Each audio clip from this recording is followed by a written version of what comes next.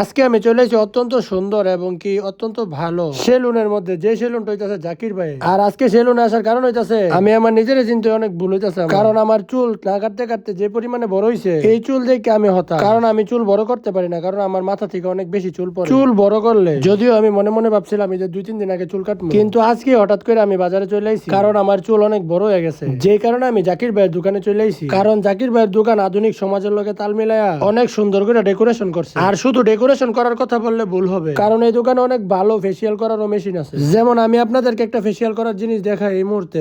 আর ওই দিক দিয়ে জাকির ভাই থেকে সার্ভিস নিতেছে সাইমন ভাই ফেসিয়াল করার মেশিন দিয়ে। আর এখন সাইমন ভাই করতেছে হাইড্রা ফেসিয়াল, যেটার মাধ্যমে মুখের অনেক ময়লা আবর্জনা তুইলা ফেলে এই অত্যাধুনিক মেশিন দিয়ে। আর হ্যাঁ, জাকির ভাই দোকানের কারিগর অনেক ভালো পারদর্শী। আমার চুলও জাকির ভাই দোকানে একজন কারিগর কাটতেছে, আর আসলে ওদের কাটা আমার কাছে অনেকটা ভালো লাগছে। আর এই মুহূর্তে জাকির ভাইয়ের কিছু কথা শুনো। আসসালামু আলাইকুম, আমার নাম জাকির হোসেন, এটা আমার দোকান। আপনারা যদি ঈদের সিজনে কাজ করাতে চান, চুল কাটাতে চান, হেয়ার কাটিং, ফেসিয়াল, যেটাই করাতে চান আসবেন আমার দোকানে। আমার দোকানের ঠিকানা হলো খুঁটি বাজার, মেন রোড, তালগাছের পাশে, ঠিক আছে, বিসমিল্লাহ জেন্টস পার্লার।